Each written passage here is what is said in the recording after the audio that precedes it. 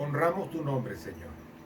Te damos toda gloria y alabanza que solamente a ti pertenece. Te reconocemos como Señor y soberano. Y en tus manos, Señor, colocamos lo que aquí haremos. Gracias te damos porque nos has bendecido, nos has guardado, nos has provisto y nos has bendecido en todo este tiempo. Aún en la cuarentena nos has guardado y nos has librado del mal.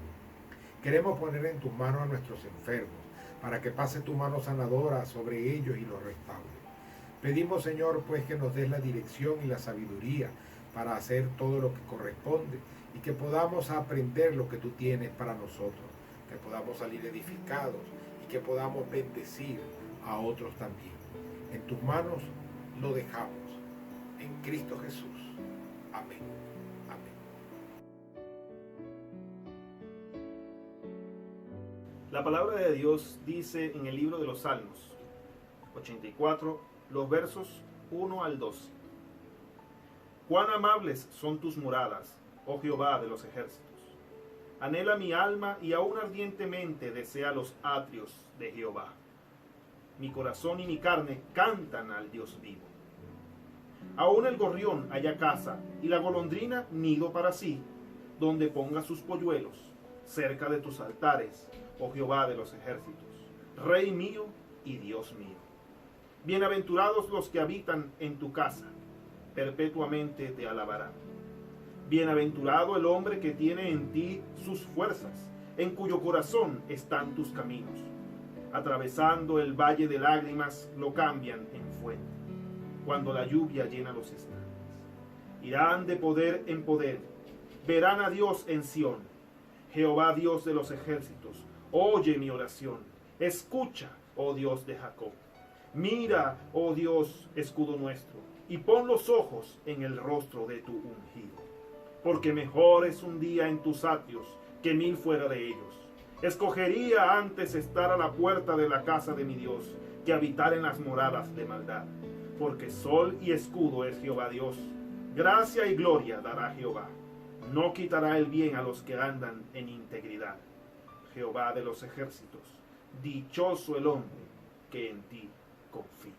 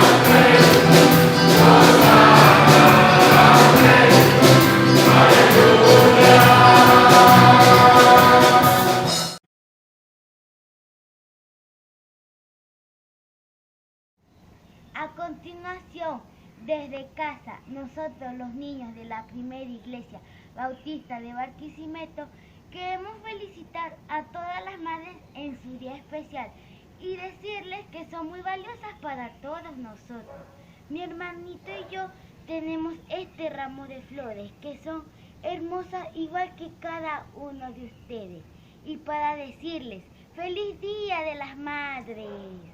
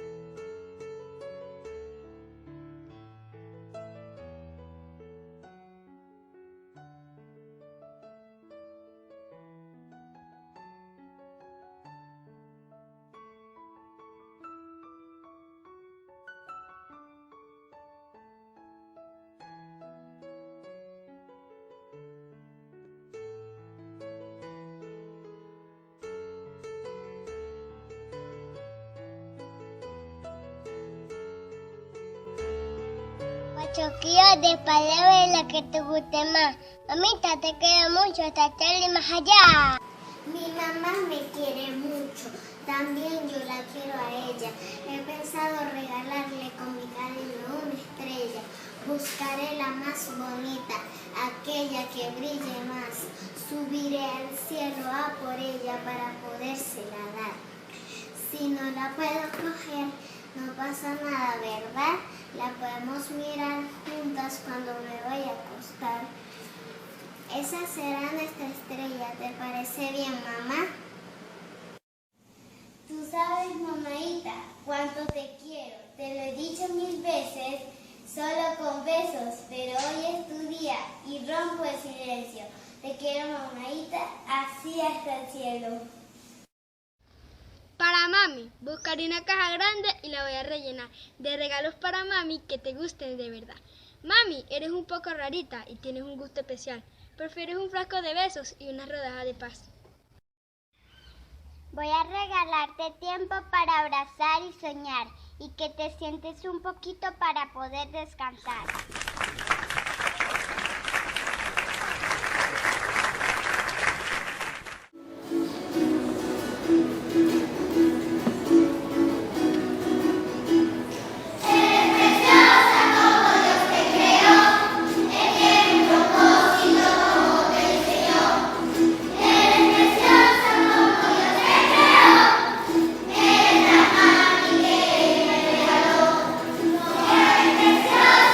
Como Dios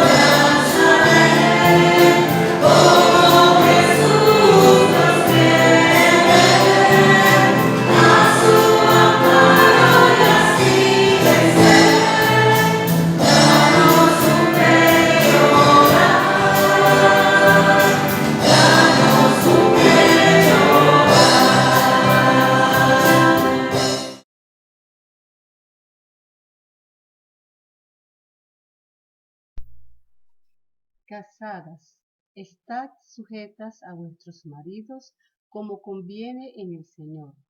Maridos, amad a vuestras mujeres y no seáis ásperos con ellas. Hijos, obedeced a vuestros padres en todo, porque esto agrada al Señor.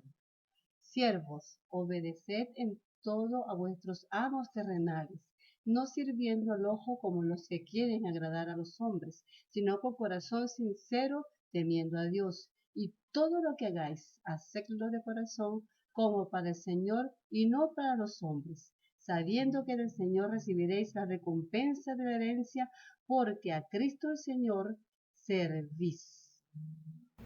Oremos. Señor, te damos gracias por este día. Te rogamos, Señor, en esta hora, por la predicación que va a ser expuesta en este día. Queremos escuchar tu voz, Señor, a través de ella, y que sea tu Espíritu Santo guiándonos, Señor, en estos momentos de angustia y de pandemia, Señor, en el cual estamos viviendo. Que sea tu Espíritu Santo consolándonos a través de tu santa palabra.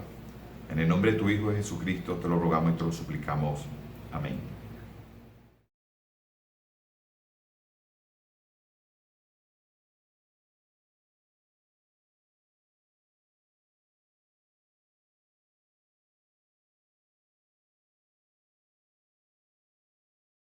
Gracias por este tiempo, otra vez, precioso tiempo de adoración. El pueblo del Señor, cuando se reúne para esta fiesta, nos hace recordar que Israel, el pueblo de Dios en su peregrinaje, también lo hacía y adoraba al Señor de una manera tan poderosa, tan grande, y simplemente nosotros lo que estamos haciendo es dándole seguimiento en un sentido a lo que significa la adoración que le expresamos al Señor. Así es que estamos contentos por este tiempo que lo dedicamos a Él, y ahora, por supuesto, venimos para escuchar la palabra del Señor. Y vamos a seguir con el estudio, los mensajes que tenemos en la carta de los Colosenses. Así es que abran sus Biblias por allá en Colosenses 3, 18 al 21. Mientras ustedes lo hacen, le doy la bienvenida a todos los que están con nosotros, a este buen grupo de hermanos, pero también a los que ya se han conectado y que nos están siguiendo por nuestras redes sociales también. Y damos gracias al Señor por esta bendición. Otra vez estamos en Colosenses 3, 18 al 21. Vamos a leer la palabra del Señor. Si gustan, se ponen de pie como siempre lo hacemos. Y vamos a leer todos juntos esta porción.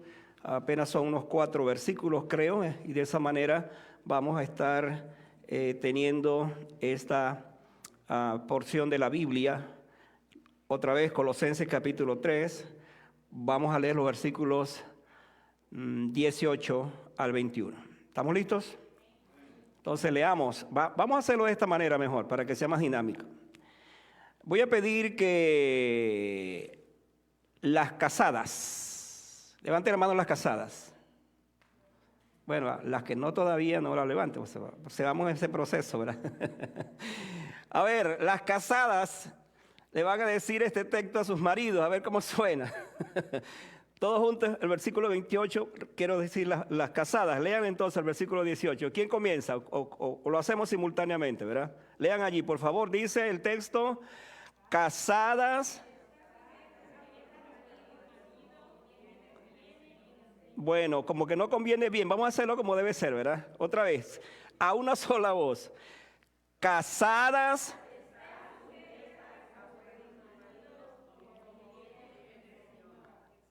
Muy bien, vamos a ver si los hombres entonces, que se nos plantea ahora el reto del versículo 19, le respondemos a las damas. ¿Cómo le respondemos a las esposas? Diciendo, maridos, amad a vuestras mujeres y no seáis ásperos con ellas. ¿Escucharon, hermanas? ¿Escucharon lo que nosotros les estamos diciendo? Muy bien. Ahora los hijos, levanten la mano los hijos, todos los hijos. Los hijos, claro, todos somos hijos, pero voy a hablar de los hijos de cierta edad para abajo, ¿verdad? Entonces ustedes los hijos, vamos a ver cómo suena el versículo 20. Todos los hijos leyendo, hijos.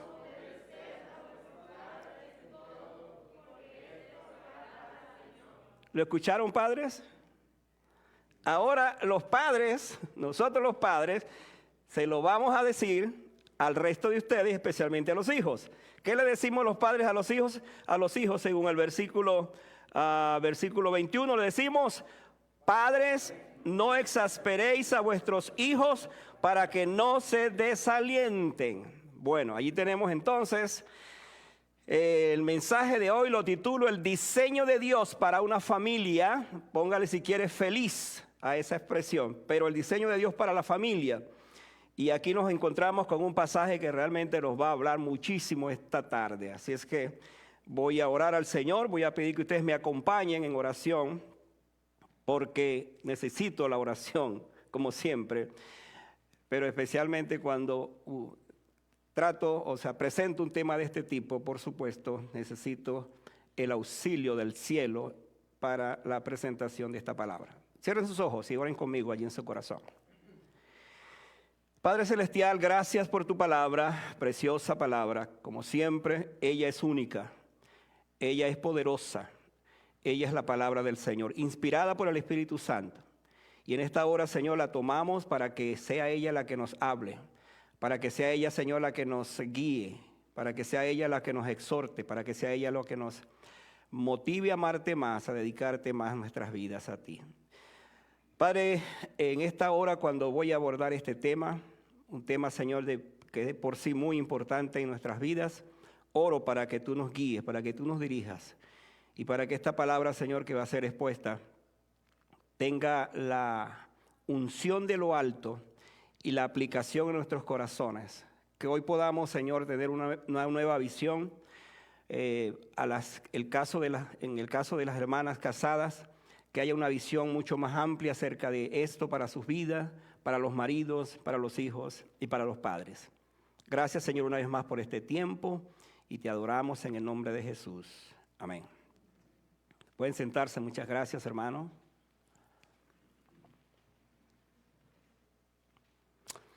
Cuando hablamos de la familia, no son muchos los que tienen buenos recuerdos. Voy a comenzar diciendo esto. Los hogares realmente felices están siendo escasos en este tiempo. De allí la importancia de este tema para nosotros hoy.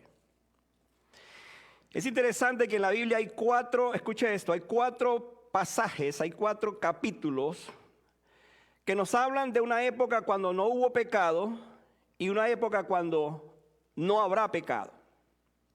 Estoy hablando de Génesis 1 al 2 y luego estoy hablando de Apocalipsis 21 y 22. Esas son las 2 épocas cuando no hubo pecado y cuando no habrá pecado. Pero en ese lapso de Génesis 3 hasta acá, hasta que se dé lo que se va a dar cuando estemos con el Señor, el pecado ha hecho un trabajo tan tremendo en la vida del hogar que estamos viviendo, por supuesto, las consecuencias cada vez más acerca de esto. La familia que comenzó siendo, a través de una pareja, quiero decir, muy feliz, terminó siendo muy infeliz. Por ejemplo, cuando uno vaya al Génesis, se encuentra que después que Adán y Eva pecaron contra el Señor, la primera cosa que comenzó a verse en ellos es la culpabilidad.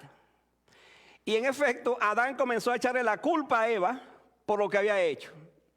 Aunque en ese pasaje realmente todos echaron la culpa, y hasta la serpiente le echó la culpa a Dios, porque se infería de que Dios la había creado.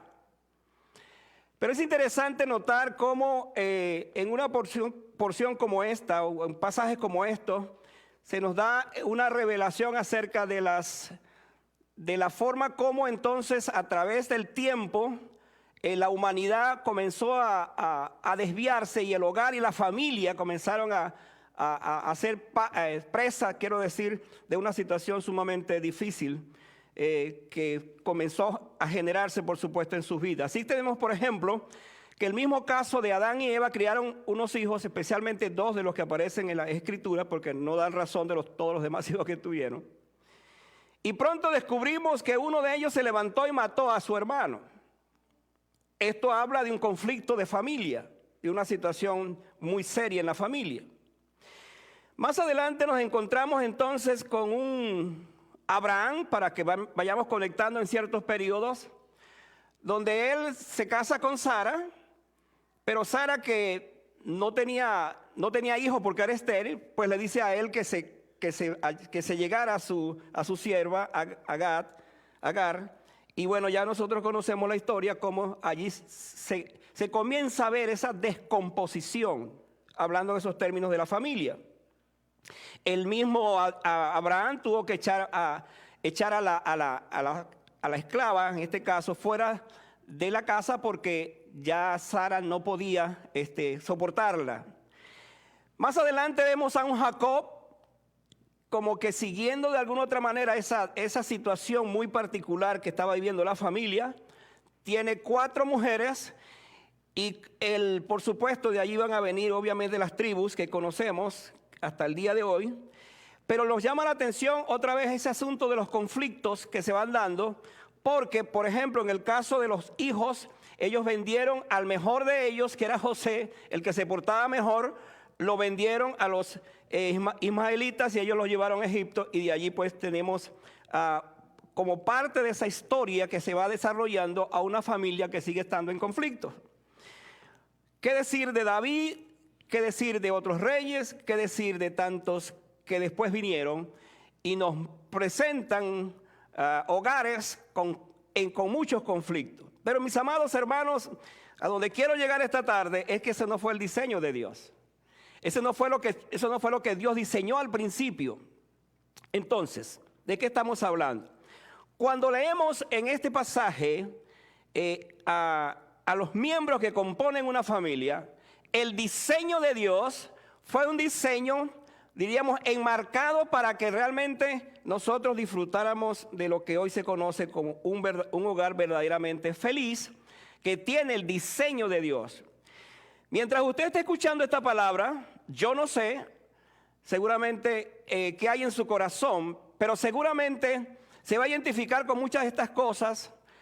A lo mejor lo que voy a decir esta tarde lo va a bendecir mucho, lo va a edificar mucho, pero también pudiera crear un sentido de culpa en su vida si la situación que voy a describir no es esa para usted.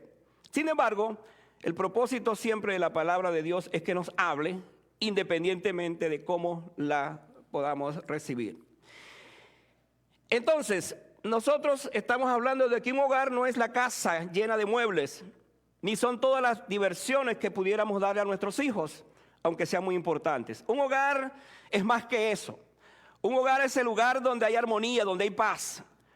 Un hogar es aquel sitio donde nosotros sabemos que vamos a llegar para descansar, para relajarnos y para vivir realmente en una armonía que es propia del esposo, de la esposa, de los hijos, etc.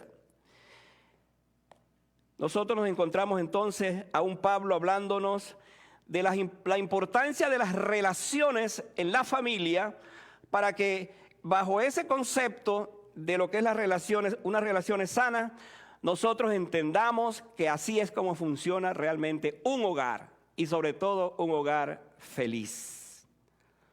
Felices los hogares, amados hermanos, que tienen este tipo de relaciones.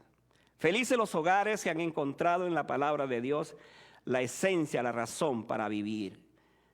Y en ese sentido quiero desarrollar mis mensajes esta tarde. Así que vamos a hablar primero a las esposas, la responsabilidad de la esposa. Vean el versículo 18, otra vez. Ubíquense en la palabra del Señor. Quizás las esposas van a decir, pastor, ya eso lo sabemos. ¿Por qué lo va a repetir? Porque la Biblia lo dice. La Biblia lo dice. La responsabilidad de la esposa es, versículo 18, estar sujetas a sus maridos. Dice, casadas, no cansadas, casadas, estad sujetas a vuestros maridos como conviene al Señor. Dos frases importantes. Estar sujetas y como conviene al Señor. La palabra sumisión, y por aquí, de allí viene lo que seguramente usted pudiera estar pensando. La palabra sumisión no es muy agradable por su mala reputación, definitivamente. Y sobre todo si es escuchada por una esposa que no le ha ido muy bien en el matrimonio. que la situación no ha sido muy buena, cuando se habla de sumisión y dicen, no, pastor, eso como que no va conmigo, eso no me convence mucho. Pero vamos a ver qué dice la Biblia. Interesante que la palabra sumisión es una palabra militar, escucha esto, militar, y se traduce como organizar por debajo del rango. Esa es la definición, organizar por debajo del rango. Voy a explicarlo de esta manera. Por ejemplo, un sargento no es inferior a un capitán, eso lo dicen los especialistas en esto. Son iguales, pero por cuanto hay un orden en el ejército, entonces debe haber una línea de autoridad, porque de lo contrario sería un total caos en la línea de mando, lo que tiene que ver con el asunto militar. Esto mismo sucede en la familia. Cuando la Biblia habla, y Pablo es el que habla de este texto, por supuesto se conecta también con como fue el ideal divino desde un principio. Entonces nos presenta que Dios creó al hombre y a la mujer e hizo un orden para que todo funcionara correctamente. Así que cuando Pablo dice, casadas estás sujetas a vuestros maridos, va a responder como conviene, por supuesto, al Señor. Quiero decir entonces que cuando Dios creó al hombre y a la mujer, estableció este orden. La sumisión como tal no significa entonces que la esposa es menor que el esposo, porque las escrituras nos van a decir cosas como esta. Escuche por allá lo que dice Gálatas 3:28. En Cristo dice, ya no hay judío ni griego, esclavo ni libre, varón ni mujer. Eso lo pone Pablo muy claro porque la carta a los Gálatas es la carta de la libertad, y allí es donde entra este concepto nuevo, un concepto que por supuesto cambió muchas cosas, y es un concepto muy importante que lo tengamos en cuenta. Pero, aquí viene el pero, aunque hay igualdad en Cristo, esto no es una luz verde especialmente para los movimientos de liberación femenil o femenino, que toman a Gálatas precisamente para entonces, diríamos, en este caso, para asegurar que su movimiento tiene un basamento bíblico, por cuanto la Biblia dice que ahora no hay ni hombre ni mujer, sino que todos somos libres en Cristo Jesús. Eso es cierto, repito, desde el punto de vista de la libertad, mas no es lo que el Señor nos ha dejado. Esta frase traída hablando de lo que el Señor pues nos presenta acá, tiene una connotación interesante. Por ejemplo, después que el hombre pecó, Adán y Eva pecaron, la sentencia que le dijo a Eva, entre otras cosas, es que tu deseo será para con tu marido. Y siempre que uno lee ese texto, pues dice, bueno, eso es natural, que el deseo de la mujer sea para con su marido. Pero no, esa expresión no es su significado no es desde el punto de vista físico, de atracción, o desde el punto de vista sexual, por ejemplo. Interesante que esa frase, hermanos, la traducción es más bien que la mujer, por su desobediencia, entonces tenía la tendencia o tendría la tendencia en el desarrollo de su vida a controlar, en este caso, al esposo. Por eso Pablo, cuando habla en estos términos de estar sujeta a su marido, él está poniendo lo que era precisamente la consideración bíblica, evitando lo que la Biblia en este caso nos dice. La próxima frase, como conviene al Señor. Aquí está la clave. La sujeción que plantea Pablo que la plantea acá, por supuesto, no es algo forzado ni tampoco impuesto. Le ha hecho mucho daño, quiero decir, al comportamiento que tienen muchos hombres cuando, apelando a esa posición machista propio de muchas culturas, entonces toman esa posición para crear dentro de la familia y especialmente en las esposas una distorsión completamente distinta a lo que la Biblia nos dice. En ninguna parte de la Biblia encontramos que Dios apoye alguna práctica como esta, porque ese no fue el diseño original. El diseño original de Dios fue exactamente lo que estamos hablando. Este tipo de relación se puede explicar entonces de la manera hermosa como se da, hablando de lo que el Señor espera en la pareja, cómo se da la relación, por ejemplo, en la Trinidad. ¿De qué manera entonces la Trinidad está sujeta?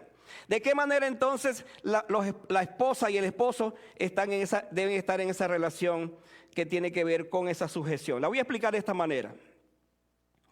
el padre, el hijo, quiero decir, se sujeta al padre. En ninguna parte de la Biblia encontramos que entre el padre y el hijo hayan desavenencias, haya división.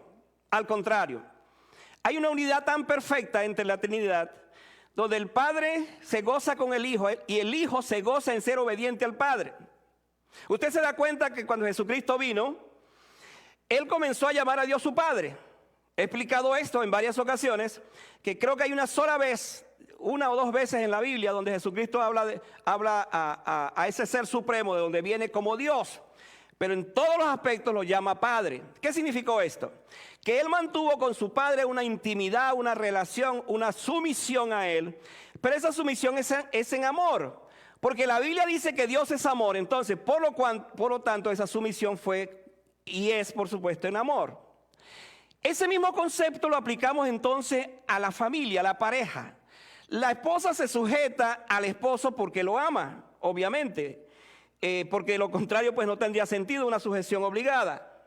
Como esposo, entonces, en mi caso particular, no estoy llamado a exigir que mi esposa se someta a mí por una mera imposición. Más bien ella, quiero decir, al ver mi amor que tengo, la manera como la cuido, la aliento a crecer en el Señor y cómo le sirvo, la consecuencia directa es que la esposa se sujeta precisamente porque ama a su esposo o porque el esposo la ama a ella, quiero decir. De eso voy a hablar luego.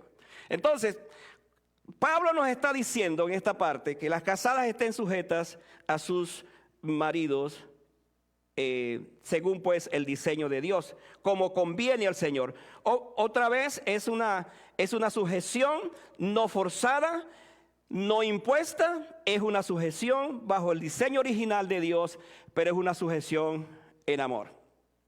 A mí me encanta decir esto, porque esto echa por tierra esos conceptos que tenemos en nuestras culturas, en nuestros países acerca de una sujeción como obligada.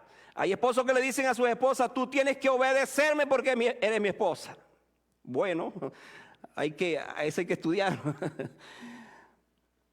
Es un concepto que es muy machista, como dije. A propósito, ¿ustedes sabían que hay un machismo evangélico? Pues se ha dado el caso también, de que hay esposos que dicen, mira, la Biblia dice que tú tienes que obedecerme y tienes que obedecerme. Eso se llama machismo evangélico. Pero lo que la Biblia me está diciendo es otra cosa. La esposa se sujeta a su marido porque el esposo le ha demostrado a ella que la ama. Y hermano, el amor que cubre multitudes de pecados, donde hay amor, pues lo hay todo. Eso es la gran diferencia que se establece entonces en una relación como esta. Pero avanzamos ahora. Vamos a hablar a los esposos. Ahora nos toca hablar de este tema. La responsabilidad del esposo. Vayan al versículo 19. Dice el versículo 19, maridos. Respondan los maridos. Maridos. Amad. Como que están asustados los maridos esta tarde. Maridos, amad que a vuestras esposas. ¿Y qué más? Y no seáis ásperos con ellas. Ahora, esposas, escuchen muy bien lo que les voy a decir. Este mandamiento tenía el propósito de redefinir, quiero decir, todo lo que hasta en ese momento tenía que ver con el trato de las mujeres. Es muy interesante esto que voy a decir, porque nos va a ayudar a entender de dónde viene todo esto. Era una posición, en el caso de los que estamos hablando, por ejemplo, de los judíos, según la ley, la mujer prácticamente durante ese tiempo era casi una cosa, no valía mucho. Vamos a ver por qué. Ella era posición de su marido y también él era el dueño de todas las cosas de la casa. Por lo tanto, ella no tenía ningún derecho legal en el contexto de lo que tenía que ver con la familia. El esposo, escuche esto, podía divorciarse de su esposa por cualquier cosa. Si la esposa le preparaba mal su comida, ya esa era una buena razón para darle una carta de divorcio. Pero la pobre esposa no podía divorciarse por ninguna razón. Eso lo decía la Biblia, era muy categórico. Estoy hablando de la Biblia, no de otra cosa. Menos mal que eso es el Antiguo Testamento. Ahora estamos en el Nuevo Testamento. Pero esa era la situación. La cultura griega, por ejemplo, decía o planteaba que una mujer respetable vivía completamente una vida de reclusión, al muy estilo de lo que estamos viendo estos tiempos. Y en ese sentido, ella jamás debería aparecerse en las calles, ni siquiera para comprar algo para la casa. Esa era la cultura griega, decía eso. Entonces, ellas vivían apartadas de los hombres y ni siquiera se reunían para la comida. La mujer era una cosa. Ahora, en medio de estos elementos culturales, estos contextos culturales, emerge una palabra, sale una palabra y la dice Pablo. Entonces Pablo dice: maridos, amad a vuestras esposas. Esas palabras revolucionaron completamente lo que hasta ese momento se creía, porque repito, la mujer simplemente era una cosa. Los hombres no amaban a las mujeres, sino que simplemente las tenían para que cuidaran sus casas, para que tuvieran sus hijos y para que se satisfacieran sus necesidades. No las amaban. Por cierto, interesante esto porque hay culturas donde todavía existe esto. Yo, mi tiempo cuando viví en Canadá, estudié inglés con varios personas de la India. Y me acuerdo de una de esas discusiones que teníamos en clase, y era acerca de una profesora que era cristiana. Lanzó la pregunta: ¿hasta dónde el hombre debe casarse por amor? Por supuesto, los que estamos en esta otra parte, muy lejos del oriente, comenzamos a definir la importancia que esto tiene, y más cuando uno es cristiano. Obviamente uno tiene que casarse por amor. Pues la mayoría de los estudiantes que estaban allí, que venían de esos lugares, dijeron: eso no es cierto, o eso no es necesario. ¿Por qué? Y claro, uno comenzó a entender por qué. Porque desde que las niñas nacen, le asignan con quién se va a casar. Esas son las culturas de ese lugar. Pero mis amados hermanos, lo que la Biblia me dice a mí, en este aspecto, y hablando entonces de mi responsabilidad, es que como marido, yo lo primero que soy llamado es amar a mi esposa o a las esposas, hablando cada uno en ese contexto. ¿Por qué dice esto la Biblia? Otra vez, porque ellas eran un objeto desechable. El imperativo dado al marido de amar a su esposa era una especie de revolución en el pensamiento de las mujeres.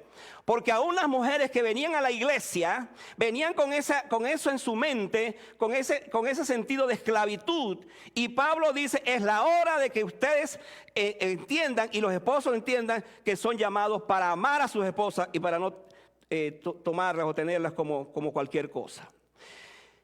Pero añade esto, y esta es una frase que me encanta mucho verla aquí. Dice: ni seáis ásperos con ellas.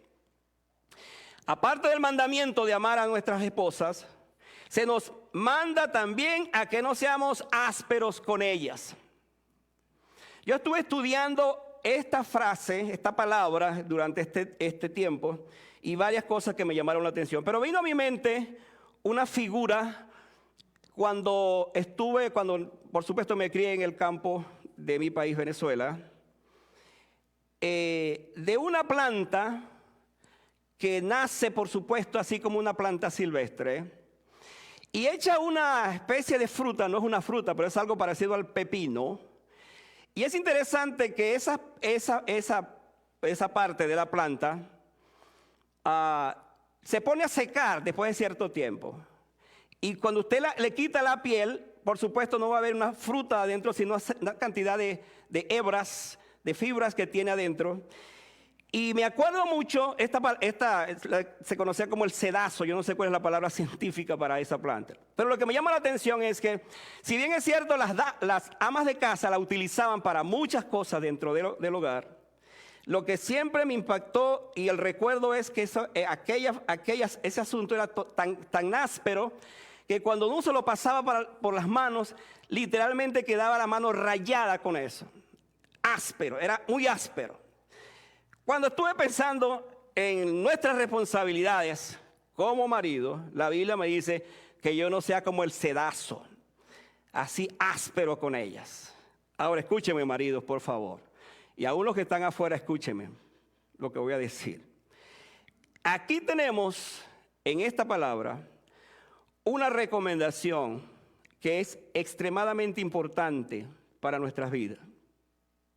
¿Cómo puedo mostrar a mi esposa que la amo? Bueno, la respuesta es sencilla. Dice Pablo, no siendo áspera con ellas. Preciso. La idea de la palabra griega pikraíno, que es donde viene la palabra áspero, define algo así, precisamente en el sentido de que el marido considere que la esposa es alguien tan especial, tan importante en su vida, que debe cuidarla, que debe tratarla de tal manera entonces que no salga ni de sus labios ni de sus gestos algo donde ella precisamente perciba que el esposo está siendo áspero con ella. Yo reconozco, hermano, que esta parte es uno de los asuntos muy importantes en la vida de nosotros como esposos. A veces solemos decir palabras rápidas, fuertes, y sin darnos cuenta estamos afectando, estamos hiriendo la sensibilidad de nuestras esposas. ¿Por qué estoy diciendo esto? Es interesante que Pedro, quien fue un hombre casado, así que para aquellos que piensan que Pedro fue el primer papa, pues el primer papa se casó en todo caso. Fue un hombre casado y él tenía un carácter muy malo. El Señor trabajó en su vida y después lo vemos como un hombre muy más. Y él dijo estas palabras. Él dijo que debiéramos tratar nosotros los esposos a nuestras esposas de una manera muy especial. Vayan por favor a Primera de Pedro para que vean lo que estoy diciendo no es que lo estoy inventando. Primera de Pedro, el capítulo 3, mira lo que dice el versículo 7. Dice, vosotros, maridos, igualmente vivid con ella sabiamente, dando honor a la mujer como a vaso más frágil. Subraya esa frase, amado marido, amado esposo. Como a vaso más frágil y como a coherederas de la gracia de la vida, subraya esta otra frase, para que vuestras oraciones no tengan estorbo. Si yo leo bien ese texto, aún mis oraciones como esposo están condicionadas, si no lo sabía, a la forma como trato a mi esposa. ¿Me escuchó bien eso? Aún mis oraciones. Entonces, ¿de qué estamos hablando? Cuando Pedro nos habla de esto, nos muestra entonces la necesidad de que nosotros como esposos precisamente valoremos en todos los aspectos lo que significa mi esposa y que en todo momento mi oración precisamente para que no tenga estorbo, le pida, Señor, ayúdame a no ser áspero con mi esposa, porque de lo contrario mi oración no va a subir. No va a pasar por lo que estoy en todo caso, la forma como estoy actuando. Esposos, le pregunto y me pregunto, ¿cómo estoy tratando a mi esposa? ¿Hasta dónde realmente considero y valoro que Pablo dice, no seáis ásperos con ella, y que Pedro dice que las tratemos como vasos más frágiles? Y hermano, esto es tan real. Yo no entiendo en estas nuevas modalidades donde un hombre puede ser mujer o una mujer puede ser hombre. Yo no entiendo cómo es que se puede explicar todo esto cuando la Biblia establece un patrón tan perfecto en eso, diciéndonos que las esposas son más frágiles. Y es así, son frágiles. Desde todo punto de vista son frágiles, hablando en el sentido, por supuesto, de lo físico y también de sus sensibilidades.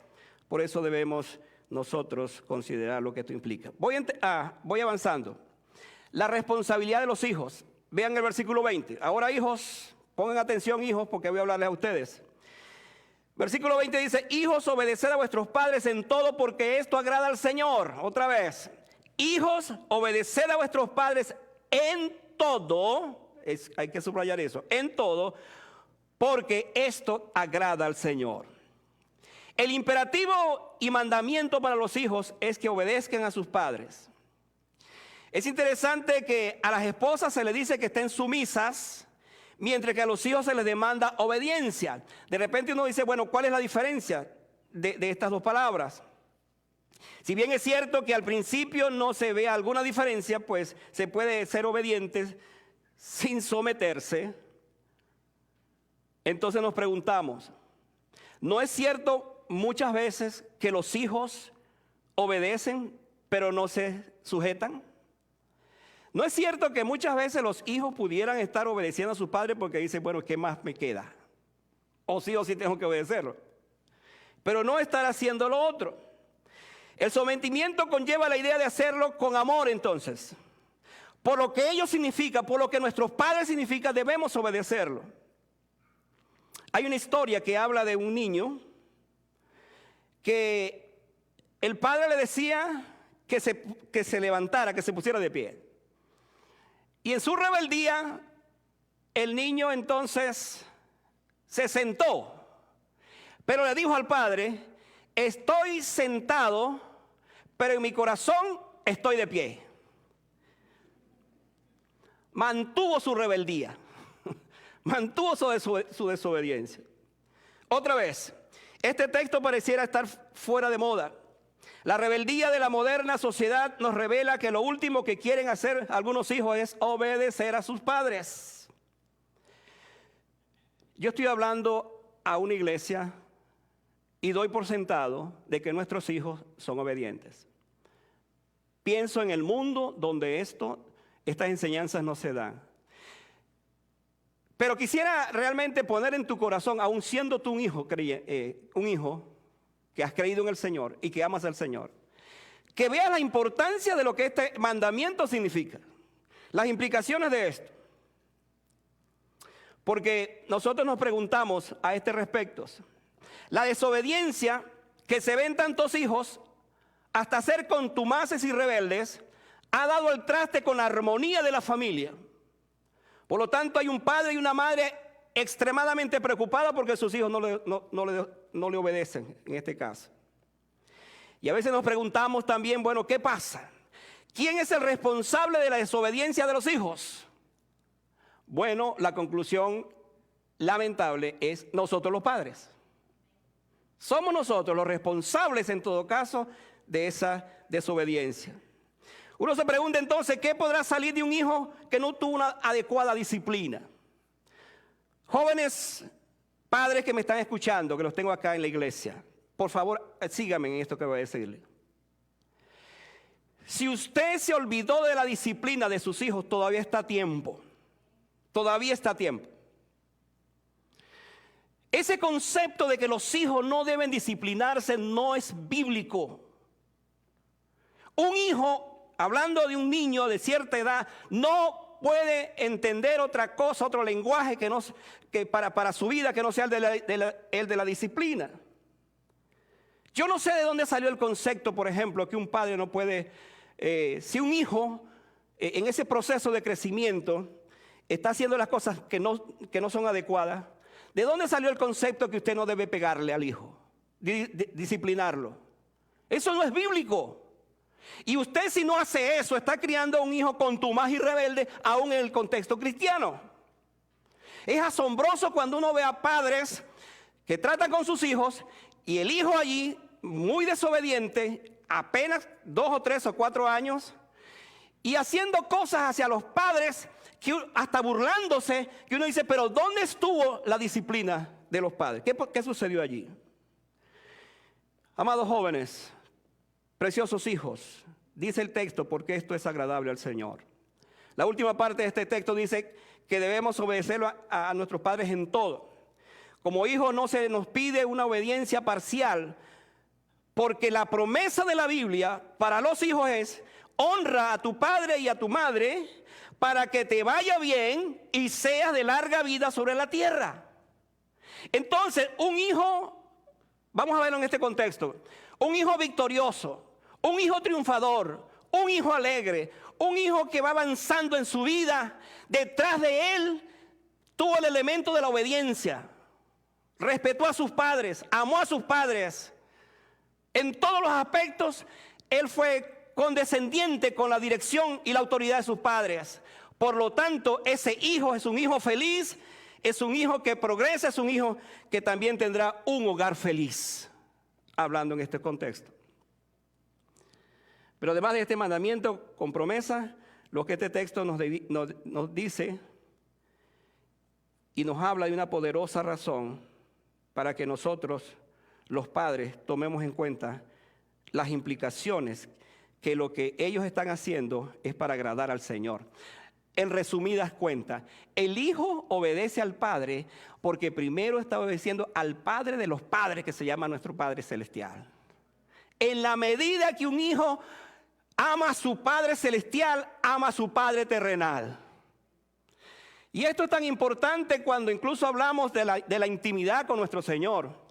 Mi relación con Cristo, mi relación con el Señor debe ser tal que como lo amo de esa manera, entonces yo amo el resto. Por ejemplo, en el caso del contexto de la iglesia. Si yo amo a Cristo, amo a la iglesia. Hoy tenemos a cristianos que aman a Cristo, pero no aman a la iglesia. Esa es la realidad que estamos viviendo. Eso es una ironía, eso es un contraste que no podemos entender. Se ha dicho que hijos dóciles son los que más probablemente prosperan, como asimismo los hijos obedientes. Hijo, si quieres ser próspero en tu vida, haz dos cosas. Honra a tus padres y a tu madre y obedécelos en todo. Al principio pudiera ser que yo no estoy de acuerdo con eso. No, ok. No se trata de que estés de acuerdo con eso. Y aún quiero decirle que aquellos hijos que tienen padres que no son cristianos, porque esto es importante que lo mencione, con más razón usted debe obedecer a ese padre. Porque usted le está dando ejemplo a ese padre o a esa madre de que usted es un hijo de Dios, que usted ama al Señor y en consecuencia está también amando a sus padres. A un hijo se le debe enseñar este texto, que lo aprendan, que lo vivan. Al final un hijo cristiano sabrá que con su obediencia a quien más agrada es al Señor. Ese es el reto de este texto, agradando al Señor. Finalmente, el texto nos habla de los padres, nuestra responsabilidad. Versículo 21. Dice el versículo 21, padres, ¿padre qué? No exasperéis a vuestros hijos para que no se deleiten. Como esa palabra parece una palabra rara, ¿verdad? Allí. Póngale allí entre paréntesis esto y dígala. Padres, no provoquéis. Suena mejor, ¿verdad? No provoquéis a vuestros hijos para que no se desalienten. Ahí tiene que ver con esto. La palabra entonces, exasperar, traduce provocar. La idea sería que como empujar al hijo a una situación negativa, donde el padre fue el causante de esto. Una traducción más cercana a esto, y me gustó esa traducción, dice, que no tengas el hábito de todo el tiempo regañar a tu hijo. Creo que eso suena mejor. No exasperar es que no tengas el hábito de todo el tiempo estar regañando a tus hijos. Ahora, usted dirá, pero ¿cómo se entiende eso entonces en el asunto de la disciplina? Bueno, muy sencillo. Cuando yo disciplino a mi hijo y le digo las cosas, yo no tengo todo el tiempo que estarlo regañando, porque si aplico el principio de la palabra del Señor, entonces simplemente el hijo va a entender que más que un regaño que le estoy dando, es una amonestación bíblica que se la estoy dando en amor y por supuesto ahí está la diferencia. La Biblia habla de la disciplina que debe ser aplicada, pero aplicada en amor. Ahí está totalmente la diferencia. El otro texto que Pablo utiliza precisamente tiene que ver con la importancia de que los hijos deben ser muy cuidados y la palabra que Pablo utiliza aquí es precisamente una palabra que nos va a ayudar a entender todo esto, y es que no provoquéis a ira a vuestros hijos.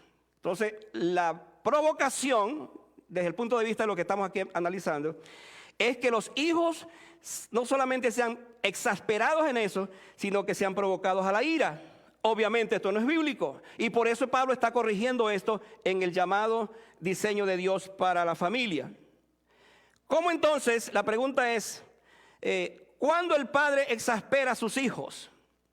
Bueno, la lista es muy larga, pero bien pudiéramos hablar de aquellas cosas donde nosotros los padres demandamos a nuestros hijos aquello que, por supuesto, donde se ve más la autoridad. Yo te digo estas cosas porque soy la autoridad de la casa.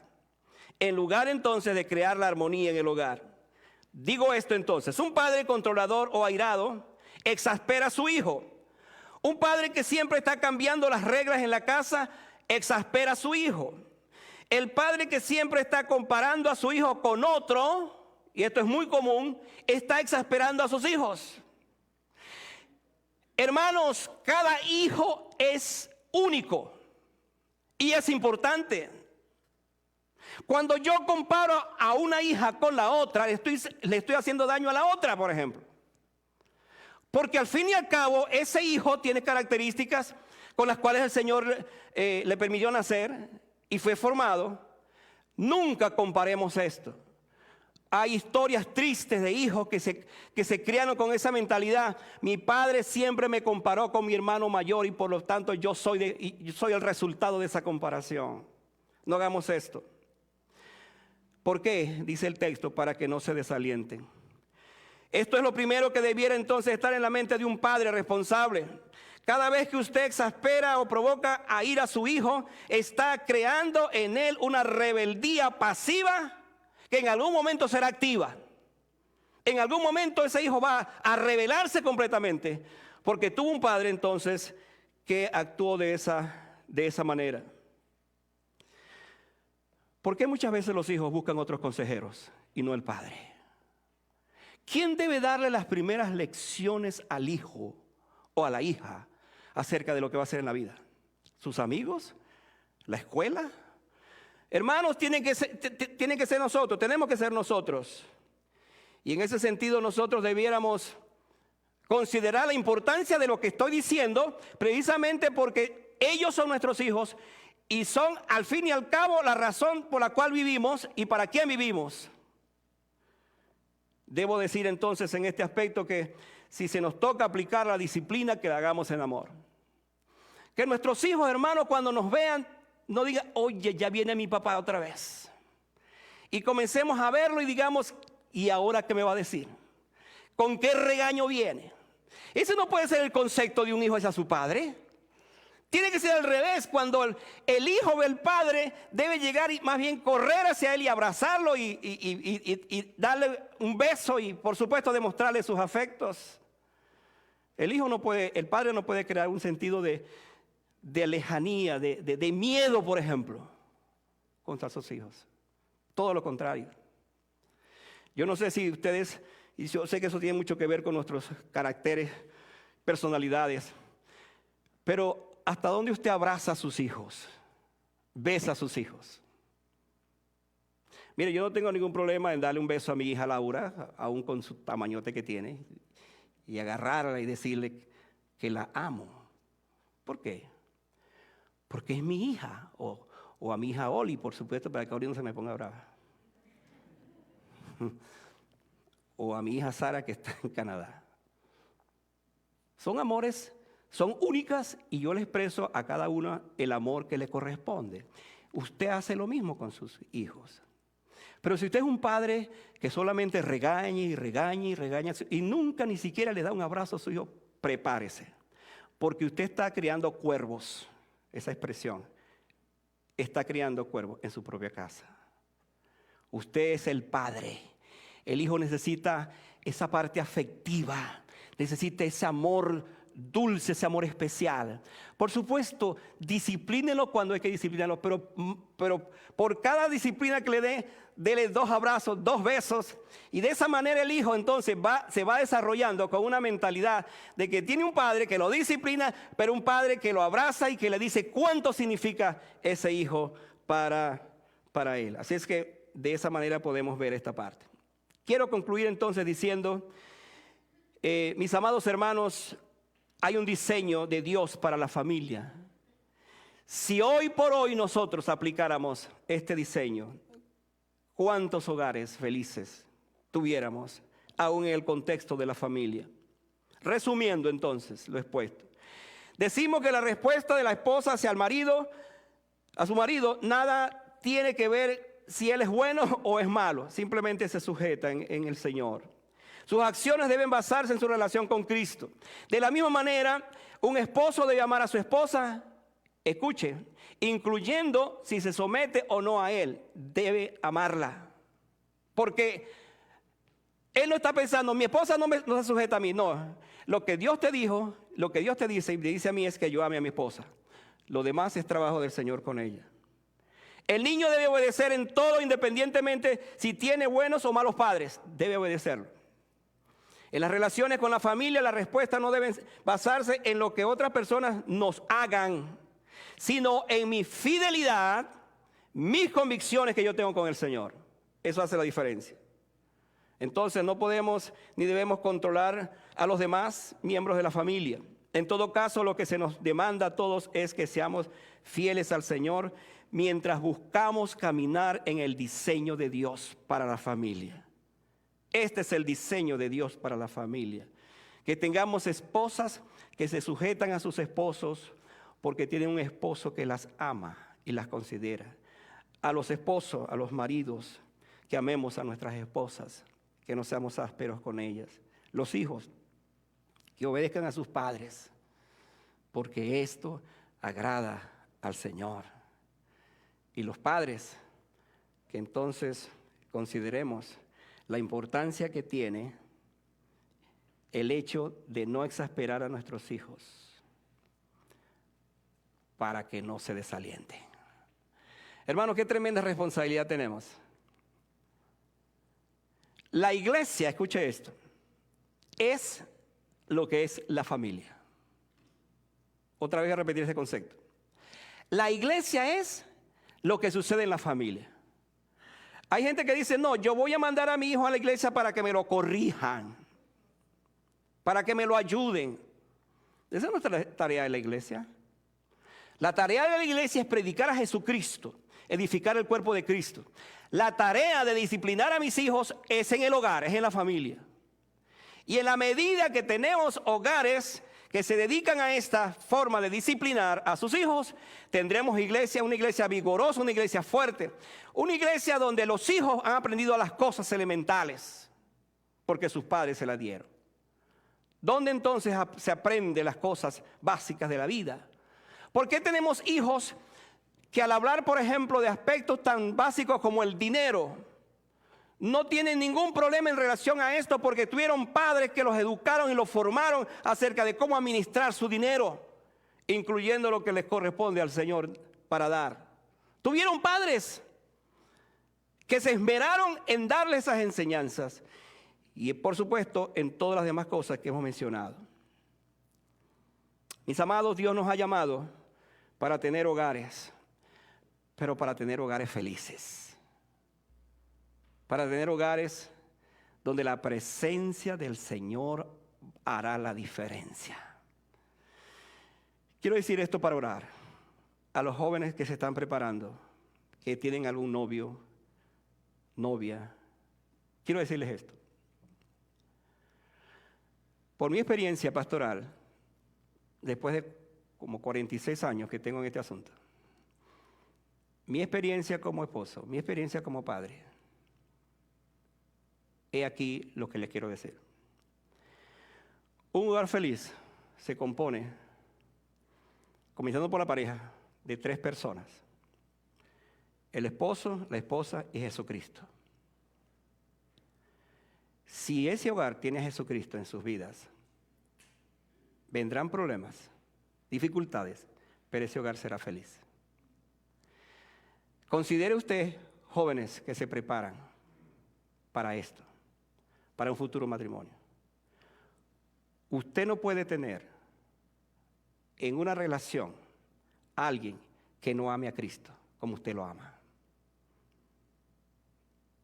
Si usted comete el error de no hacer eso, le aseguro, le profetizo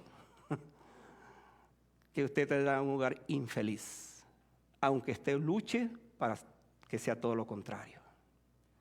Que Dios nos bendiga y que Dios nos dé ese hogar feliz, Pero un hogar que parte de eso, del diseño de Dios. Ese diseño de Dios no falla. Así creó Dios la familia y así es como la familia se sustenta. Que así sea. Y yo quiero que esta tarde usted se ponga de pie porque quiero orar precisamente por la familia. Queremos orar y orar por la familia y orar por aquellos que van a formar una familia. Van a conformar una familia. Que en ese sentido pues el Señor les guíe, les dirija. Cuando uno habla de un tema como este, como dije, pudiera quedar con una sensación en mi vida. El hecho de que siento que mi hogar no es del todo feliz. Porque hay cosas que están sucediendo. De repente hay rebeldía en mis hijos. Hay una situación con mi esposo, con mi esposa. No hay armonía. Entonces eso crea una especie de dicotomía en la mente acerca de algo dividido allí. Vamos a orar por eso. Si usted siente que tiene un hogar feliz, dele gracias a Dios esta tarde. Alabe al Señor, porque Dios le dio una esposa, un esposo. Y en esa familia ha levantado a sus hijos o a sus hijas. Y ahora usted siente que ese es el resultado de la presencia del Señor guiándoles en todos los aspectos. Únase conmigo en esta oración que voy a hacer. Y pídale a Dios en esta tarde por sus hijos, como padre. Pídale al Señor que sus hijos sean cada vez más comprensivos, más sujetos o más obedientes y sujetos también. Ore por sus hijos, aquellos que no todavía teniendo cierta edad no se han casado, para que Dios los bendiga con esposas y esposos que amen realmente al Señor. Oren conmigo allí en su corazón. Padre Celestial, te doy gracias por tu palabra una vez más. Tu palabra es viva y eficaz, tu palabra nos enseña, tu palabra nos corrige, tu palabra nos orienta, tu palabra nos dirige. Tu palabra no fue escrita por casualidad, tú la dejaste. Y Señor, nos has mostrado por ella que hay un diseño de Dios para la familia. Lo fue desde el principio, varón y hembra los creó. Y los puso en un lugar para que ellos fueran felices. Así fue la familia antes que entrara el pecado. Muy feliz. Señor, nosotros ahora vivimos los efectos del pecado.